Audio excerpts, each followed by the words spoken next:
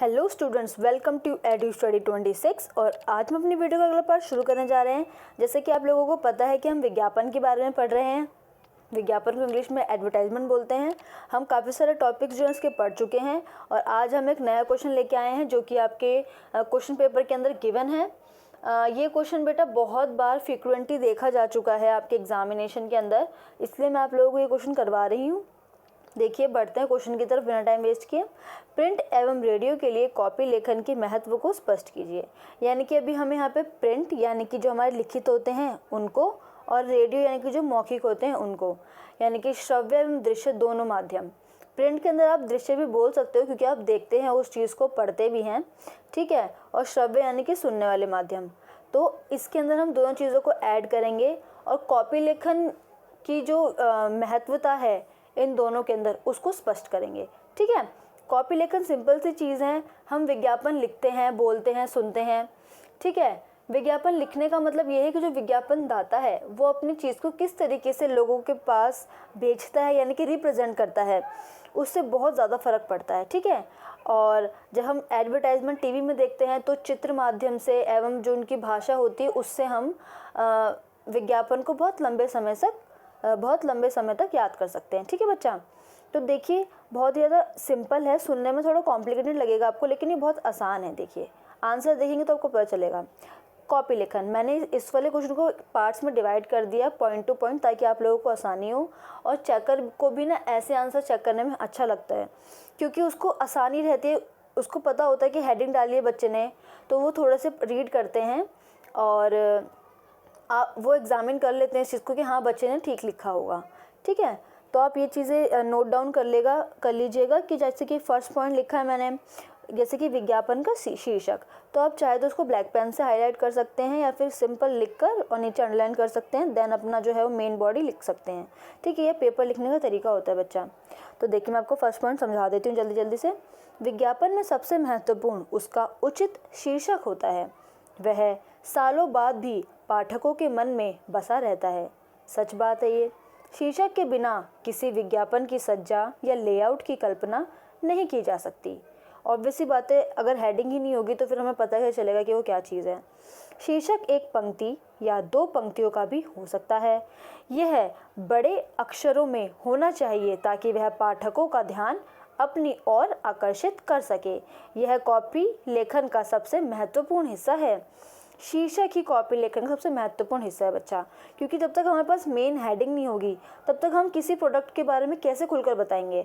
तो देखिए बच्चा, इस पूरे के पूरे आपको पैरा के अंदर यही समझाया हुआ है कि जो विज्ञापन है उसके अंदर उचित शीर्षक होना बहुत ज़्यादा इम्पॉर्टेंट है, क्योंकि एक शीर्षक अच्छा होने से ही वह लंबे समय तक लोगों के मन में बसा रहता है। दूसरी बात इसमें ये वाली बात बोली गई है कि अगर हम शीर्षक को अच्छा बनाएंगे तभी तो वो सजा हुआ लगेगा, तभी तो वो अच्छा लगेगा, ठीक है। और जो शीर्षक की जो पंक्तियां हैं वो एक पंक्ति भी हो सकती है, दो भी हो सकती है, ठीक है। और जो शीर्षक होता है ना हमारा, हमें हमेशा बड़ी हेडिंग्स में लिखना चाहिए उसको, यानी कि बोल्ड अक्षरों में, ताकि लोगों का जो ध्यान है वो अपनी तरफ आकर्षित करे, ठीक है। आगे बढ़ते हैं। तो देखिए, यहाँ पर बच्चा है, सेकंड है हमारा विज्ञापन का उपशीर्षक।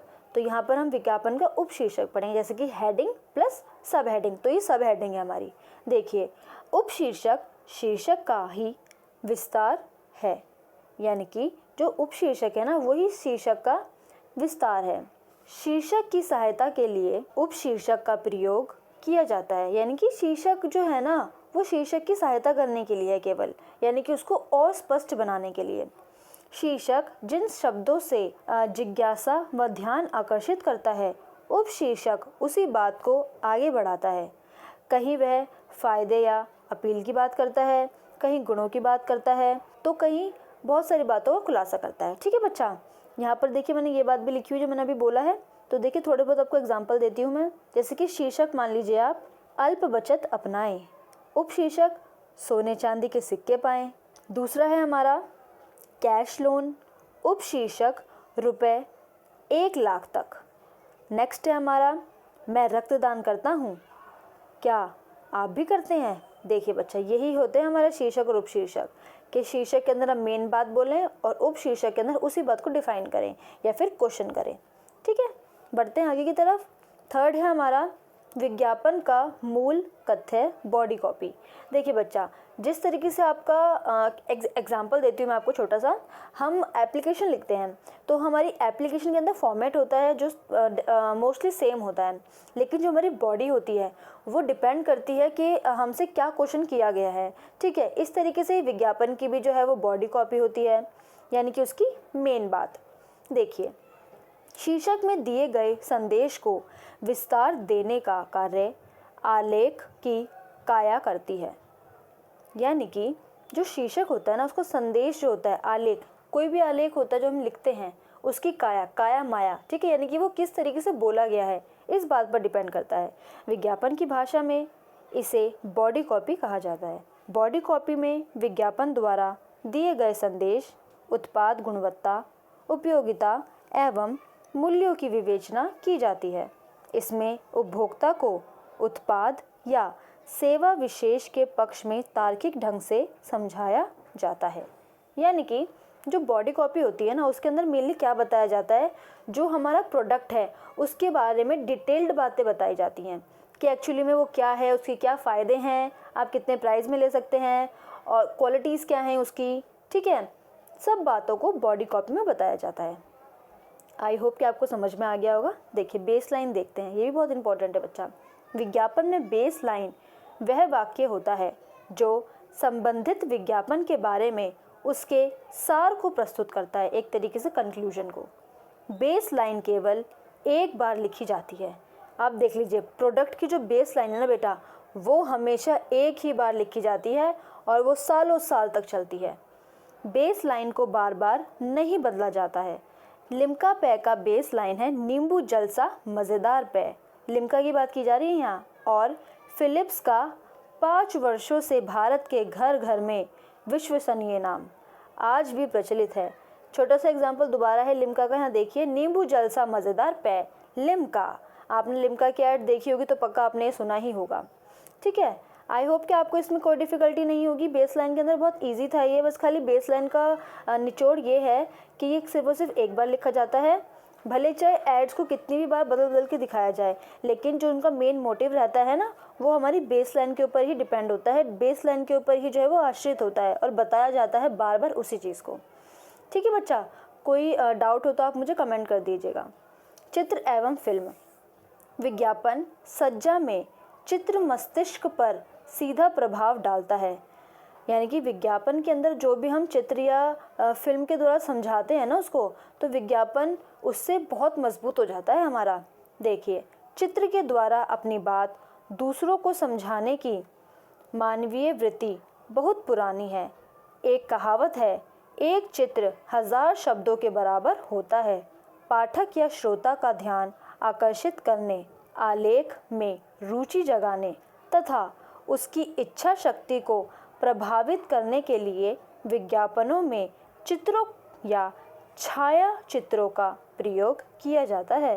देखिए, चित्र विज्ञापन ना आएगा बच्चा यहाँ, ठीक है बच्चा। वस्तु को सुंदर बनाते हैं। आज विज्ञापनों में नारी चित्रों का प्रयोग सबसे अधिक हो रहा है। यानी कि सिंपल सी बात बोली है इसके अंदर कि जो विज्ञापन है हमारा, उसके अंदर अगर हम चित्र द्वारा उसको समझाएं तो वो और अच्छे से समझ में आता है। देखिए, छोटा सा एग्जांपल देती हूँ मैं। एक एनर्जी ड्रिंक है रेड बुल करके, और तो उसके ना मतलब कार्टून कैरेक्टर दिखाए जाते हैं और मतलब उसके विंग्स लग जाते हैं। ठीक है, तो छोटे छोटे चीज़ों से भी हम कितने अच्छे से जो है वो डिफ़ाइन कर सकते हैं चीज़ों को। ठीक है, बहुत सारे एडवर्टाइजमेंट ऐसे भी होते हैं, जैसे कि आप 5 स्टार का देख लीजिए। 2 भाई हैं, रमेश और सुरेश, कुछ नहीं बोलते हैं वो, लेकिन फिर भी कितनी ज़्यादा ऐड को पसंद किया गया है उस। तो यही चीज़ें हैं कि अगर हम कोई भी चीज़ पिक्चराइज करते हैं, चित्रों के द्वारा दिखाते हैं, तो वो बहुत अच्छे से फैलती है। ठीक है, अच्छी से दिमाग में रह जाती है। तो यही जो है वो बच्चा फ़र्क पड़ता है छोटी छोटी चीज़ों से हमारी एडवर्टाइजमेंट पर। देखिए, आगे बढ़ते हैं। विज्ञापन सज्जा। अब हम विज्ञापनों को सजाने के बारे में बात करेंगे। विज्ञापन सज्जा में रंग, ट्रेडमार्क, लोगो, स्लोगन आदि सम्मिलित हैं। कॉपीराइटर को अपने आलेख में रंगों का प्रयोग बहुत सोच समझकर करना चाहिए। विज्ञापन में ट्रेडमार्क का प्रयोग ज़रूर करना चाहिए, क्योंकि उपभोक्ता ट्रेडमार्क देखकर ही वस्तु खरीदता है। सिंपल सी बात है, आजकल तो ट्रेडमार्क देखकर ही सब लोग सामान लेते हैं बच्चा, क्योंकि जो हम ग्राहक होते हैं ना, हमारी सेफ्टी हमारे सबसे इम्पोर्टेंट है। तो हम जब भी कोई विज्ञापन पब्लिश करवाते हैं तो हम उसके अंदर ये चीज़ मेंशन करते हैं कि हाँ, हमारे पास अपना लोगो भी है, ट्रेडमार्क भी है, और जो सुंदर चीज़ें बनाता है जैसे कि रंग हो गया, लोग करोड़ों पैसे खर्च करते हैं बच्चा इसके ऊपर। आप देख लीजिए अमेज़ॉन, मिंत्रा, ठीक है, ये सब जो खुद एक ऐप्स हैं, इनके अंदर के जो लोगो है ना, उसके ऊपर लोगों ने कितना पैसा खर्च किया है। चैनल होते हैं उसके ऊपर लोग कितना पैसा खर्च करते हैं, पेप्सी का, लिम्का का, इन सब चीज़ों का लोगो होता है, कितने पैसे लोग खर्च करते हैं। तो यही एक चीज़ है अपनी प्रोडक्ट को बाहर देने के लिए। बेटा मैं बार बार वर्ड का इस वजह से यूज़ कर रही हूँ क्योंकि बाहर मतलब वज़न, जब तक किसी भी चीज़ के अंदर वज़न नहीं होगा तो फिर सब लोग उसको हल्के में लेंगे, है ना। तो देखिए वही चीज़ है ये। आई होप कि समझ में आया होगा आपको। देखिए 7 पॉइंट देखते हैं। विज्ञापन में अपील पाठकों तथा श्रोताओं को अपनी ओर प्रभावित करता है। इसका वर्गीकरण करना कठिन है, फिर भी सुविधा की दृष्टि से विज्ञापन अपील को 2 भागों में बांटा जा सकता है। अब हम विज्ञापन अपील है जो कि श्रोताओं और पाठकों का ध्यान आकर्षित करता है अपने ऊपर, इसको हम 2 पार्ट्स में डिवाइड करेंगे। देखिए ये 2 पार्ट्स हैं, पहले छोटे से 2 पॉइंट लिखे हुए बच्चा। पहला है हमारा तार्किक अपील। कॉपीराइटर तर्कों का चयन बहुत सोच समझकर करता है। कॉपीराइटर को तर्क देते समय इस बात का ध्यान रखना चाहिए कि वह जो तर्क दे रहा है वह सर्वसम्मत और सबकी समझ में आना चाहिए। तर्क कभी भी हवा में नहीं देना चाहिए और उसमें झूठे दाव ना हो, यानी कि जो झूठे दावे कर देते हैं ना लोग, वो नहीं करना चाहिए बच्चा। इससे ना प्रोडक्ट की जो इमेज है वो ख़राब होती है। दूसरा है हमारा भावनात्मक अपील। पहला है तार्किक, यानी कि तर्क के साथ अपने प्रोडक्ट को सामने लेके आना। दूसरा है भावना से जुड़ी चीज़ों से अपने प्रोडक्ट को सामने लेके आना। देखिए भावनात्मक अपील विज्ञापन कॉपी में संदेश को प्रभावी एवं लोकप्रिय बनाने के लिए भावना का प्रयोग किया जाता है। भावनात्मक अपील मनुष्य के मन में अप्रत्यक्ष रूप से कार्य करती है। भावनात्मक अपील भी 2 प्रकार की होती हैं। अब देखिए भावनात्मक अपील के भी 2 पार्ट्स होते हैं। पहला है सकारात्मक अपील, दूसरा है नकारात्मक। अब देखिए सकारात्मक में क्या क्या चीज़ें आती हैं बच्चा। सकारात्मक अपील में प्रेम, हास्य, सेक्स आदि तत्व शामिल होते हैं, जबकि नकारात्मक अपील का मुख्य तत्व भय है। भावना से जुड़ी चीज़ें, चाहे वो प्रेम हो, हास्य हो, सेक्स हो, ये सब चीज़ें सकारात्मक में आती है, खुशी की बातें हैं। दूसरा है हमारा नकारात्मक। तो नकारात्मक में सिर्फ और सिर्फ भय वाली बातें आएंगी। भय का मतलब होता है डर, ठीक है। देखिए विज्ञापन की भाषा सबसे इम्पोर्टेंट चीज़ है बच्चा। विज्ञापन की भाषा ही अगर लोगों को समझ में नहीं आई तो फिर वो विज्ञापन देने का क्या फ़ायदा।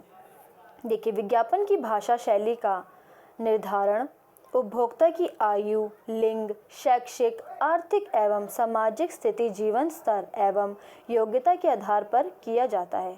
विज्ञापनों की भाषा सीधी एवं स्पष्ट होती है। कॉपीराइटर को इलेक्ट्रॉनिक मीडिया के लिए शब्दों का चयन बहुत सोच समझकर करना चाहिए। शब्द भाषा के साथ साथ संगीत का प्रयोग भाषा को और भी आकर्षक व मधुर बनाता है या फिर बना देता है। तो देखिए वही चीज़ है कि जो भाषा है ना वो बहुत इम्पोर्टेंट है। हमें समाज के हर वर्ग के इंसान को देखते हुए अपने प्रोडक्ट की भाषा, उसके शब्दों का ध्यान रखना चाहिए, क्योंकि हमारे समाज में हर तरह के लोग रहते हैं, पढ़े भी, नहीं भी पढ़े, ठीक है, यानी कि अनपढ़ लोग भी रहते हैं और पढ़े लिखे लोग भी रहते हैं। लेकिन हमारे प्रोडक्ट के बारे में सब लोगों को पता हो, ये बातें हमें ध्यान में रखकर अपने शब्दों को इस तरीके से लोगों के सामने लाना चाहिए जो कि लोगों को आसानी हो, ठीक है बच्चा। तो अब हम रेडियो विज्ञापन लेखन के बारे में पढ़ेंगे। आपने ध्यान दिया होगा हमारे क्वेश्चन के अंदर 2 बात पूछी थी, एक प्रिंट मीडिया के लिए और एक रेडियो विज्ञापन के लिए। तो देखिए रेडियो के लिए देखते हैं हम। रेडियो विज्ञापन संपादक को लाखों व्यक्तियों से एक साथ संदेश या संवाद का अवसर प्रदान करता है। रेडियो में विज्ञापन समय के आधार पर होता है, यानी कि जो रेडियो है ना, सबसे बड़े पैमाने पर लोग जो हैं वो रेडियो में विज्ञापन सुनते हैं। क्यों? क्योंकि ऐसे हिली एरियाज़ है जहाँ पे जो रिमोट्स एरिया है, टीवी वगैरह नहीं चलते हैं हिली एरियाज़ में, नई नेटवर्क्स आते हैं, तो वहाँ पर रेडियो काम करता है, चाहे वो फ़ोन का रेडियो हो, चाहे फिर वो नॉर्मल जो हमारा टेप रिकॉर्डर टाइप का रेडियो होता है, ठीक है। या फिर लोग कार में सफ़र कर रहे हैं, टीवी नहीं देख पाते हैं, वो रेडियो सुनते हैं, ठीक है। जिनके पास छोटे फ़ोन है, वीडियोस नहीं देखते हैं, कीपैड वाले फ़ोन है, वो रेडियो सुनते हैं। तो रेडियो एक ऐसा माध्यम है जो बहुत लोगों तक जो है वो पहुंचता है। और सबसे अच्छी बात रेडियो की ये होती है कि इसका टाइम लिमिट होती है एड्स की, कि इतने टाइम तक ऐड दिखाएंगे, फटाफट से फिर गाने या फिर कोई भी अदर इन्फॉर्मेशन वो देते हैं। तो देखिए रेडियो विज्ञापन की कुछ महत्वपूर्ण विशेषताएं। रेडियो विज्ञापन की विशेषताएं में आप लोगों के लिए बहुत इंपॉर्टेंट है बच्चा, इसका अलग से भी क्वेश्चन आ सकता है। मैं और भी दूसरे क्वेश्चन भी आप लोगों के लिए ऐड कर दूंगी रेडियो विज्ञापन के, क्योंकि ये अलग से भी पूछा जा सकता है आप लोगों से। देखिए रेडियो कम खर्चीला माध्यम है, सही बात है, इसके अंदर कम पैसे देने होते हैं, ठीक है। रेडियो में विज्ञापन दाता के अनेक विकल्प मौजूद हैं, यानी कि जो विज्ञापन करवाता है ना उसके लिए बहुत सारे ऑप्शंस है, यानी कि अलग अलग चैनल्स पे, ठीक है। चैनल्स का मतलब है जो रेडियो के अंदर होते हैं ना, FM 91, 95, तो बहुत सारे जो है वो उसके लिए विकल्प हैं, ऑप्शंस। यानी कि रेडियो विज्ञापन कम समय में एवं शीघ्रता से तैयार किए जाते हैं। रेडियो बहुत कम टाइम में तैयार हो जाते हैं बच्चे, क्योंकि ना चित्र दिखाना ना कुछ, केवल बोलना है, तो बातों में भार होना चाहिए बस। रेडियो विज्ञापन की उपेक्षा संभव नहीं है। रेडियो की उपेक्षा कोई करता ही नहीं है, क्योंकि ना चैट बॉक्स होता है, ना कोई मैसेज होता है, और कुछ भी नहीं करना होता, सिर्फ और सिर्फ लोग सुनते हैं बस। रेडियो विज्ञापन की पहुंच व्यापक है। व्यापक से मतलब ये है कि बहुत बहुत दूर दूर तक इसकी पहुंच है। जहाँ पर लोग सोच भी नहीं सकते ना वीडियो चलाने के लिए, वहाँ पर रेडियो पहुँच जाता है बच्चा। देखिए आगे देखिए और भी पॉइंट्स इसके। रेडियो विज्ञापन के श्रोता अन्य माध्यमों की अपेक्षा सक्रिय है, यानी कि बाकी सारे गैजेट्स होते हैं हमारे, उनको यूज़ करने से अच्छा लोग रेडियो सुन लेते हैं। जो बहुत बिजी लोग रहते हैं, कार वार चलाते हैं, ठीक है, जिनके पास टाइम नहीं है कुछ देखने का, तो वो खाली सुन लेते हैं रेडियो के माध्यम से, ठीक है। रेडियो प्रसारण से ऐसा लगता है कि संदेश या संवाद केवल उसी को संबोधित कर रहा है। यह इस माध्यम की महत्वपूर्ण विशेषता है। यानी कि मान लीजिए अगर मैं कोई गाने सुन रही हूँ अपने फेवरेट रेडियो चैनल पे, तो ऐसा लगेगा वो व्यक्ति मेरे लिए ही वो ऐड कर रहा है कि आपको ये प्रोडक्ट लेना चाहिए, ये यूज़ करना चाहिए, ठीक है। तो फिर ऐसा लगता है, एक अटैचमेंट हो जाती है। इसलिए जो रेडियो माध्यम होता है ना, ऐसा लगता है कि बहुत अपना लगता है। देखिए 8 पॉइंट है हमारा, रेडियो विज्ञापन सीमित अवधि का प्रसारण है। विज्ञापन में प्रमुख तथ्य या बिंदु बहुत सीधे एवं त्वरित गति से श्रोताओं के समक्ष आने चाहिए। यानी कि जो विज्ञापन देते हैं ना लोग रेडियो पर, वो उसके अंदर घुमा फिरा के बातें नहीं होनी चाहिए, क्योंकि उसका एक टाइम होता है, लिमिटेशन होती है। इसलिए लोग डायरेक्ट बात बताते हैं, तो लोगों को ना वो चीज़ लग जाती है कि मतलब हाँ ये मेन पॉइंट है इसके, हमने ये सुना तो शायद हमें प्रोडक्ट के बारे में सोचना चाहिए, तो लोगों के दिमाग में रह जाती है वो बात, ठीक है। रेडियो विज्ञापन में वस्तु या उत्पादक के अनुसार भाव उभरने चाहिए। जैसे सिर दर्द के विज्ञापन में परेशानी, तकलीफ, राहत एवं आराम के भाव उभर कर आने चाहिए। यानी कि जो रेडियो विज्ञापन है, मान लीजिए वॉलोनी की ऐड करता है, मूव की ऐड करता है, झंडू बाम की ऐड करता है, तो वो उसी इमोशन से बोलता है कि उफ दर्द है, या कुछ इस तरीके से ही जो है वो विज्ञापन को सुनाने की कोशिश करता है, ठीक है। हम इमेजिन करते हैं कि अच्छा किसी व्यक्ति को ऐसे दर्द है कमर में, तो वो उसको ये इस प्रोडक्ट की ज़रूरत है। तो मान लीजिए अगर हमें कहीं पे दर्द होगा, तो हम भी उसको फील करेंगे कि हाँ यार मेरे हाथ में दर्द है, मेरे घुटने में दर्द है, मेरे सर में दर्द है, ठीक है। नेक्स्ट देखिए, रेडियो विज्ञापन श्रोताओं के लिए लिखा जाता है। जो रेडियो विज्ञापन है श्रोताओं के लिए लिखा जाता है। विज्ञापन में संदेश या संवाद सुना जाता है। विज्ञापन में कॉपी लेखन को भाषा एवं प्रस्तुति को ध्यान में रखना चाहिए। भाषा सरल, सहज एवं स्पष्ट रहनी चाहिए। यानी कि लास्ट वाले पॉइंट में सीधी सीधी बात बोली हुई है बच्चा, कि जो रेडियो विज्ञापन है ना, वो सिर्फ और सिर्फ श्रोताओं के लिए होना चाहिए, यानी कि जो लोग सुनते हैं उस चीज़ को, उनके लिए होना चाहिए। तो अपनी बात को इस तरीके से कहिए कि उनको बहुत आसानी से जो है वो समझ में आ जाए, ठीक है बच्चा।